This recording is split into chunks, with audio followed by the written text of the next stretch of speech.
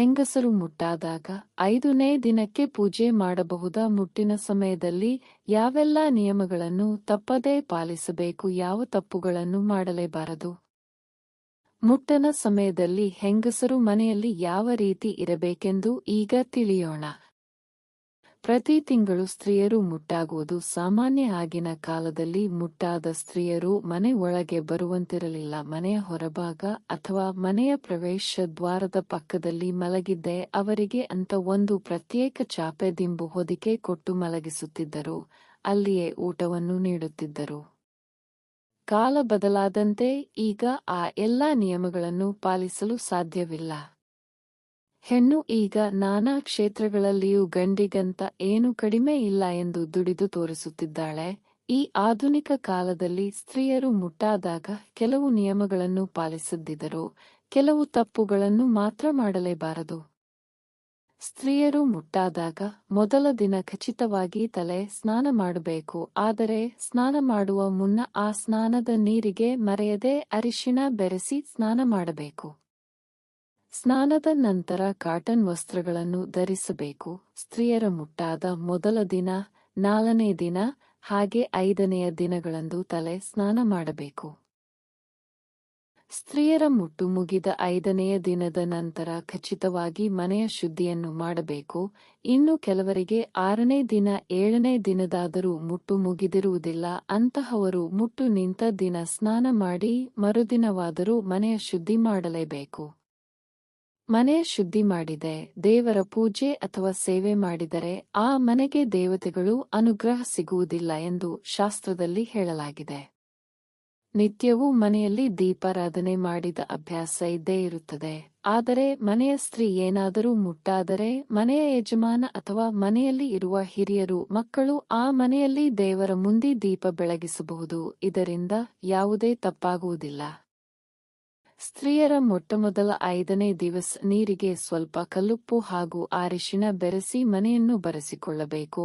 ಆನಂತರ ಬಂದು ಚೊಂಬಿಗೆ ಅಂಗೀತದ ನೀರನ್ನು ಮನೆಯ ಎಲ್ಲಾ ಕಡೆ ಪ್ರೋಕ್ಷಣೆ ಮಾಡಬೇಕು. ಒಂದು ವೇಳೆ ಹಸುವಿನ ಗಂಜಳ ಸಿಕ್ಕಿದರೂ ಇದೇ ನಿಯಮವನ್ನು ಪಾಲಿಸಿ ಮನೆ ಶುದ್ಧಿಯನ್ನು ಕೂಡ ಮಾಡಬಹುದು.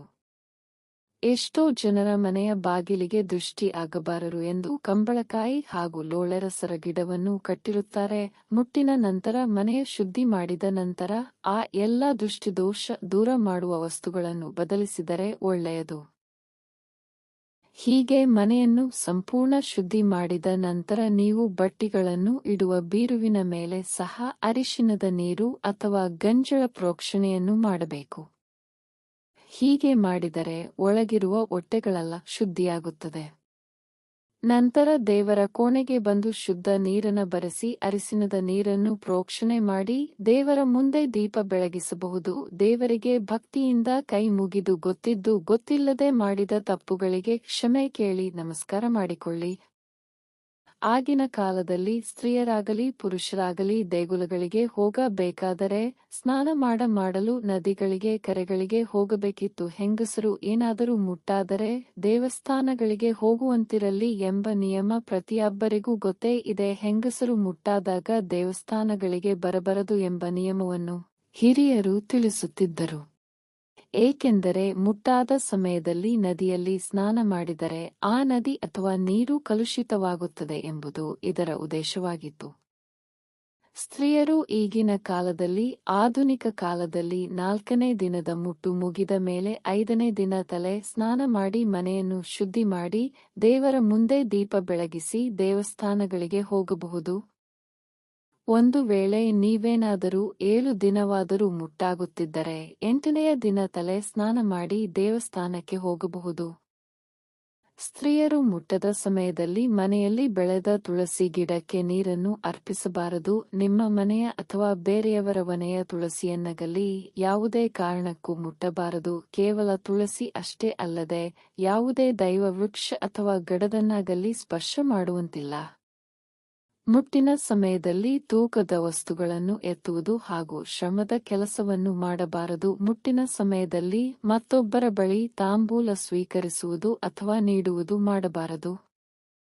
ಮುಟ್ಟಿನ ಸಮಯದಲ್ಲಿ ಅಡುಗೆ ತಿಂಡಿ ಎಲ್ಲ ಮಾಡಿದರೂ ಸಹ ಮನೆಯ ಬೀರುವಿನಲ್ಲಿರುವ ಎಲ್ಲ ಬಟ್ಟೆಗಳನ್ನು ಮುಟ್ಟಿ ಎಲ್ಲ ಮಾಡಿ ಬಟ್ಟೆಗಳನ್ನು ಮೈಲಿಗೆ ಮಾಡಬಾರದು.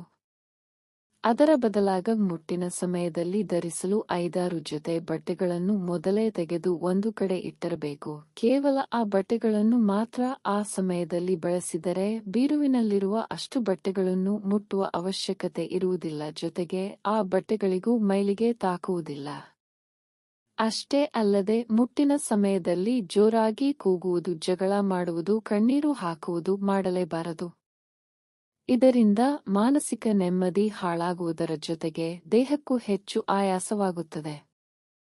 ಆಗನ ಕಾಲದಲ್ಲಿ ಅಡುಗೆ ಕೋಣೆಗೆ ಪ್ರವೇಶ ಮಾಡಲು ಸಹ ಬಿಡುತ್ತಿರಲಿಲ್ಲ.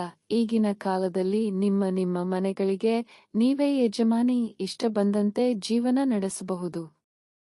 ಕೆಲಸಕ್ಕೆ ಹೋಗುವ ಸ್ತ್ರೀಯರ ಮಕ್ಕಳಿಗೆ, ಗಂಡನಿಗೆ ನೀವು ಅಡುಗೆ ಮಾಡಿದರೆ ಮಾತ್ರ ಅವರಿಗೆ ಊಟ, ಇಲ್ಲದಿದ್ದರೆ ಹೊರಗೆ ತನ್ನಬೇಕಾದ ಪರಿಸ್ಥಿತಿ. ಆದ್ದರಿಂದ ಮುಟ್ಟಿನ ಸಮಯದಲ್ಲಿ ಅಡುಗೆ ಮಾಡುವಾಗ ತಪ್ಪದೆ ಯಜ್ಞ ದೇವರಿಗೆ, ಅನ್ನಪೂರ್ಣೇಶ್ವರಿ ದೇವಿಗೆ ಕ್ಷಮೆ ಕೇಳುವುದನ್ನು ಮಾತ್ರ ಮರೆಯಬೇಡಿ.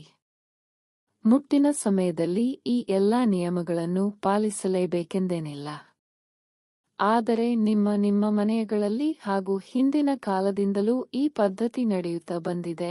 ಅದರಿಂದ ಮುಟ್ಟಿನ ಸಮಯದಲ್ಲಿ ಎಚ್ಚರಿಕೆಯಿಂದ ಎಲ್ಲಾ ಕೆಲಸವನ್ನು ಪಾಲಿಸಿ. ಮುಟ್ಟಿನ ಸಮಯದಲ್ಲಿ ದೈಹಿಕ ಆರೋಗ್ಯ ಮತ್ತು ಮಾನಸಿಕ ಆರೋಗ್ಯ ತುಂಬಾ ಮುಖ್ಯ. ಈ ವಿಡಿಯೋ ಇಷ್ಟವಾಗಿದ್ದಲ್ಲಿ ತಪ್ಪದೇ ಲೈಕ್ ಮಾಡಿ, ಶೇರ್ ಮಾಡಿ ಮತ್ತು ನಮ್ಮ ಯೂಟ್ಯೂಬ್ ಚಾನೆಲ್ ಅನ್ನು ಸಬ್ಸ್ಕ್ರೈಬ್ ಮಾಡಿ. ಧನ್ಯವಾದಗಳು.